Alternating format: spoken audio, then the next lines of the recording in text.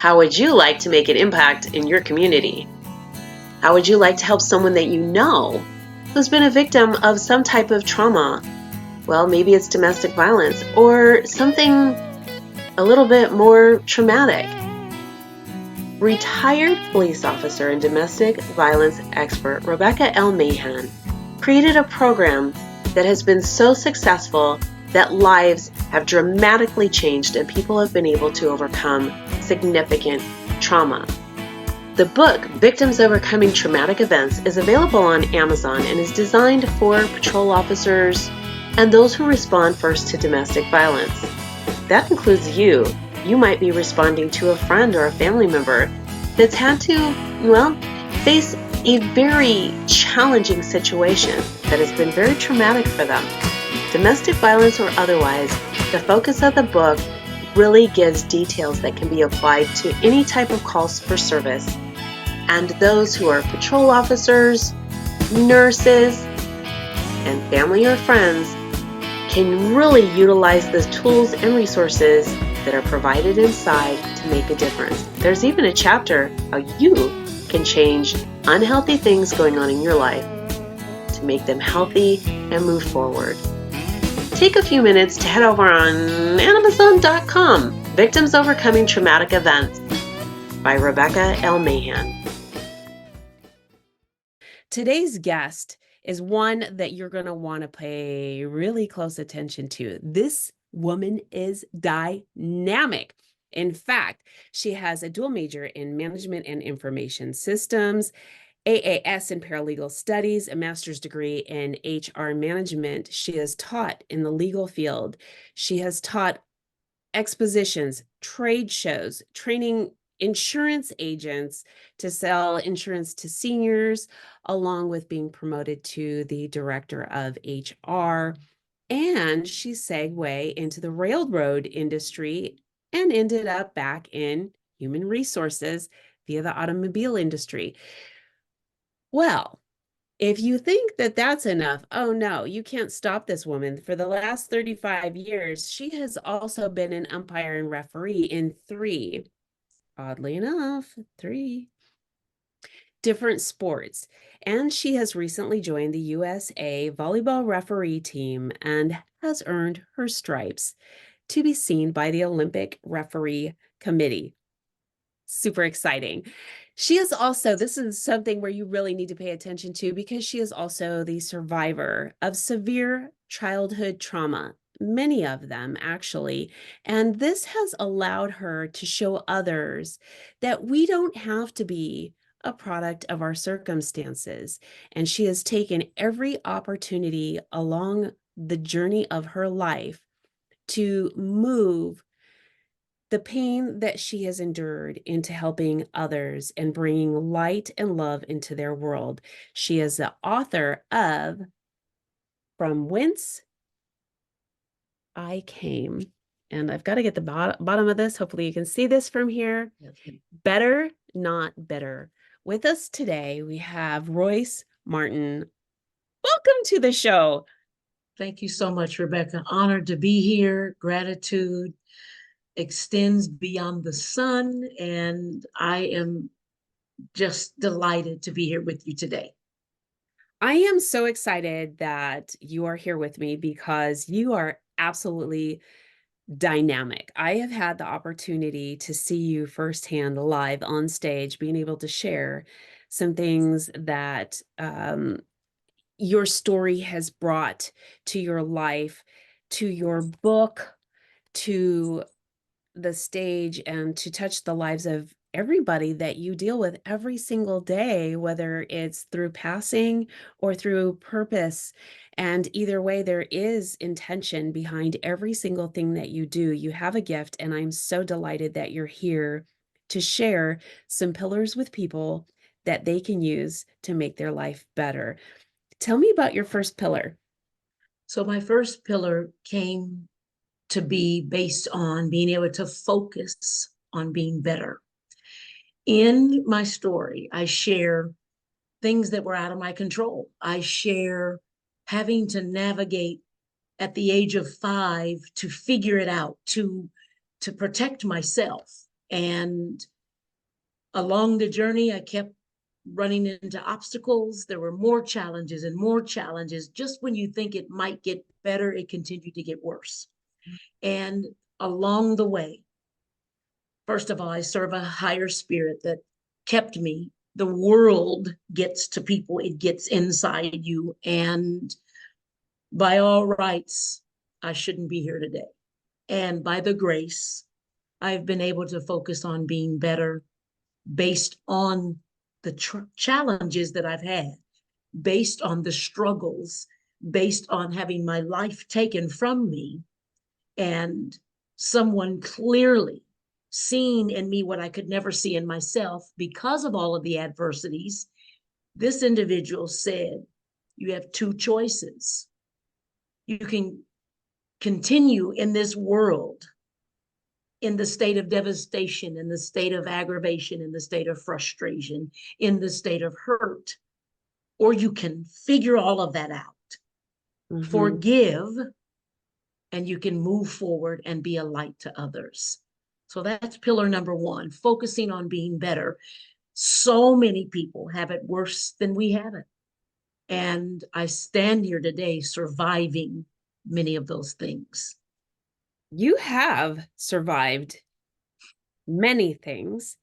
And one of the things that I'm going to kind of bring up, since we're at this pillar right now, is something that I think many people can identify with. And this is really important. And it really chimes in with what you just said, because you say, I don't remember all of the details. What I can tell you was my life was so miserable. And how many of us can identify with this? That I would keep testing my limits over and over again.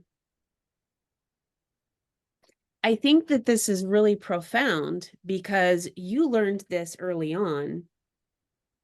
And in everything that you share, it says so much about what you were just talking about. It was a struggle to find my way. When I was doing it right, it wasn't right. When I was doing it wrong, it wasn't right. And so I grasped at every straw, whether it be through people, whether it be through the inability to, oh my goodness, move forward. In essence, I was stuck and yet pushing through this whirlwind of travesty and disguising it all in the degrees, in the ability to be a great athlete. I disguised it all because I didn't know better. That makes a lot of sense. It makes a lot of sense. We look for things to find fulfillment, and some of us work through um, in sales, it's called WIFM, what's in it for me? And we try Yes. to find things that are filling to us. And sometimes they are. They actually, I mean, they really are very rewarding things.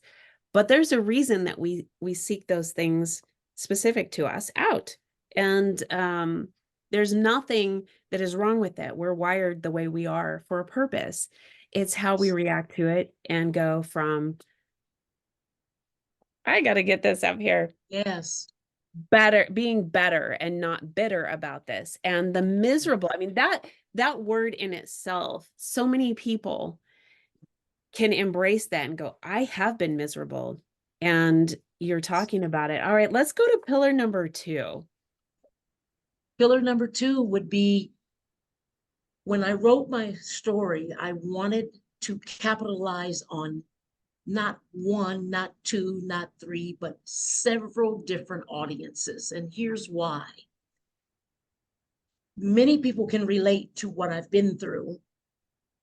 They also can relate to the struggle of staying there. And so that starts with people in ecumenical services, the church. That's It true. starts with educational.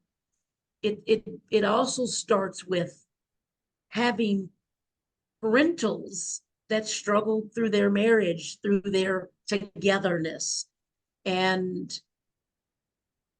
to individuals who still struggle with lifestyles. I tell you, it's such a strong passion for me to reach women, children, even young boys, educators, leaders, Mhm. sports figures, you name it, Rebecca, it's out there in my story because someone along the way, it will help touch, it will help guide, and prayerfully, it will help lead them to making better decisions, to loving the way we think we should be loved, to treating people with the utmost respect, even when we didn't get it. I really like that you're saying that. And I hope that someone who has read your book will go back and align some of these things with what's in your chapters, specifically, which what I'm going to bring up, because this answers a question from one of your chapters. This is I'm ready. really cool. As it says, what in God's name did I do to deserve this? But here's the profound part. You're at 7 years old asking yourself, what did I do to deserve this? And I think many of us have been there. Mhm. And it may not be 7, but it could have been 17. But we've been there going, what did I do? But here at 7 years old, this is where this told me that you were on a journey to help other people because you're saying through your pain, what lessons am I learning? Mhm. What in God's name did I do to deserve this? What lessons am I learning? And you said, this set a huge precedent for the way I perceived relationships to be. Exactly what you're just talking about. So no matter what avenue in life we're in, whether we're in younger age, older age, whether we're in this position where we're not sure we're at, and as far as like you were talking about relationships, that really questioned, but you just answered. Yes.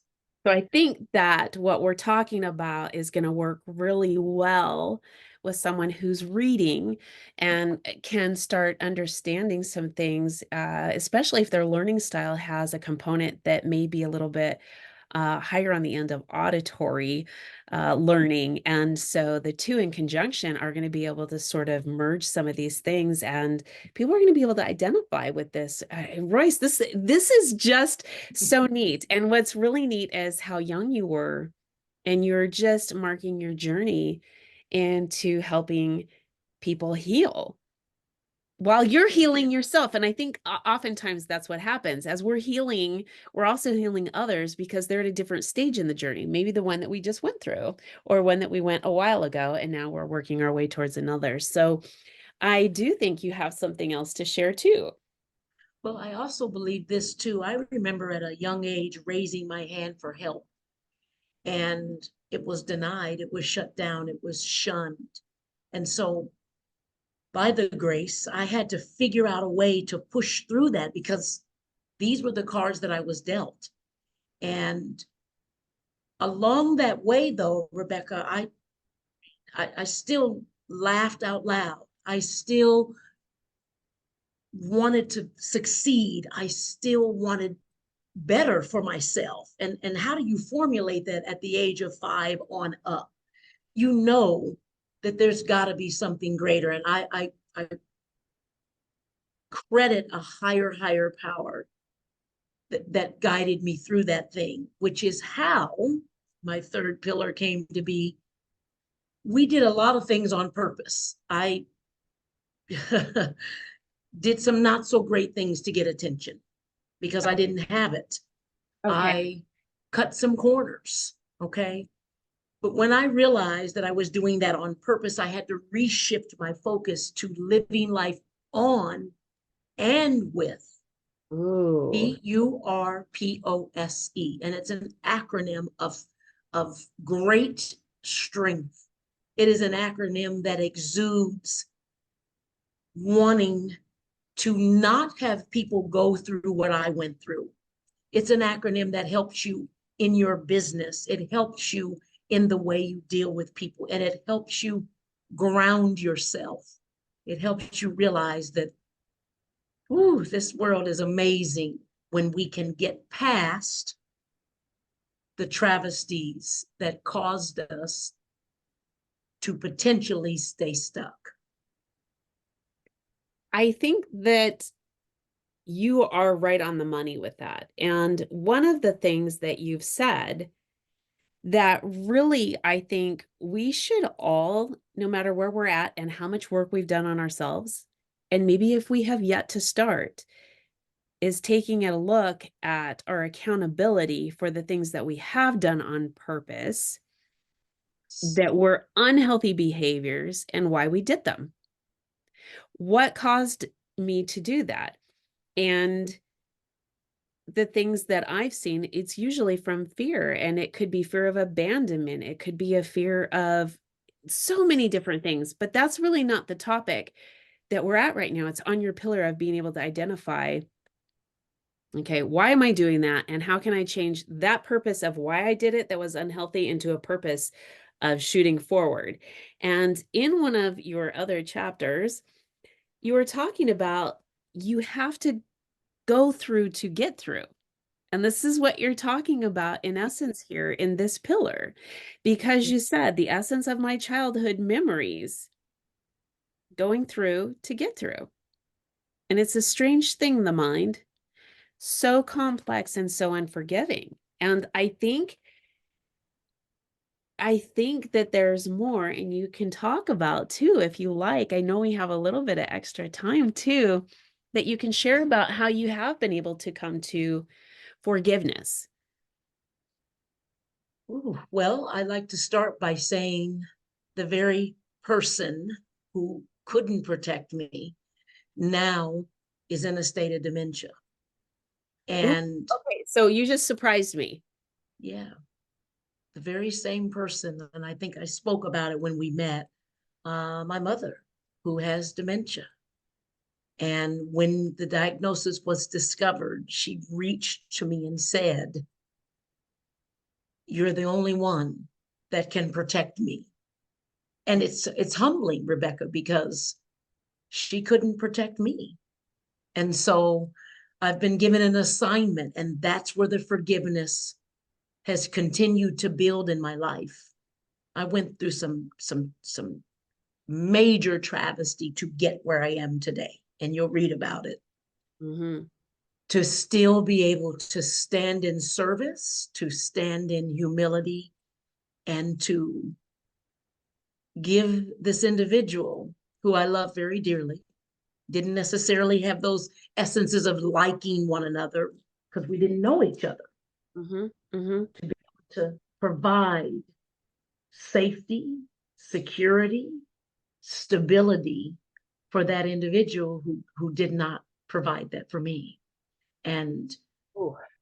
forgiveness is where I stand today, and being able to continue to live my life on and with purpose. I really love that.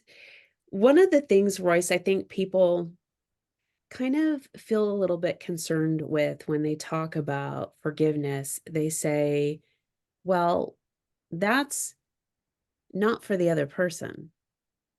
Do you agree that, or do you have a different viewpoint that forgiveness really is about healing for yourself so you can get through the challenges that you are faced and moved into to a healthy state from an unhealthy state? Or do you feel like there's just sometimes we have to look at other people and where they maybe are equipped or lack thereof, and we have to be forgiving and knowing that those people have challenges that they face, whether or not they've done us wrong, that's not the point. Mm-hmm. But I kind of am at a middle point. I do have to forgive because I need to heal, but I also have gotten to a place where I'm starting to see that other people were equipped differently in how they were wired compared to me. And it's not a comparison in being better or not. It's just about us being different and having unique traits about us and the challenges that we face. Well, I truly believe that people do the best that they can do. Mhm. They are doing and living the best way they know how. And as I've learned through this process with my mother, some of the cards against her were stacked very high. And trying to instill in your children, you have it better than I have it. I'm giving you everything that I know how. And that's where I realized, Rebecca, I had to meet her where her best was. Ooh. Okay, that is really profound to think about that because I don't think oftentimes we do that for anybody, including for ourselves. Correct. This We is where were I'm at right now and thinking about that. we are dealt the cards that were dealt. Mhm. And to get to that state of forgiveness, I had to realize, and I'll say it again because it's so important, that she did the best that she could. Mhm. In my youth, I know it could have been better. As I've become an adult Sure. and been through the abyss of hell, I realize she did the best she could. And it's up to me to accept that, take accountability for my part in not seeing that, and now realizing that's where the bigger picture of forgiveness comes in. I I kind of want to really let that sink in with those who are watching because there is so much power in every single thing that you've said, but this pillar I think is probably going to be one of the legs of something that could be life-changing for people. And every one of them is, but really getting to a point of understanding about that. And just I cannot articulate it the way that you just said. I mean, that was just so eloquently put and yet so powerful in the heart. And I really want that to resonate with the audience. So I'm going to ask that everyone who's viewing has an opportunity to connect with you, whether it's through your book, whether they have an opportunity to see you on stage, whether it's to work with you. What is the best way for our audience to be able to become part of your world or let your world influence theirs? Absolutely. I would ask and implore individuals to get a hold of me through my website, and it is www.msroyce,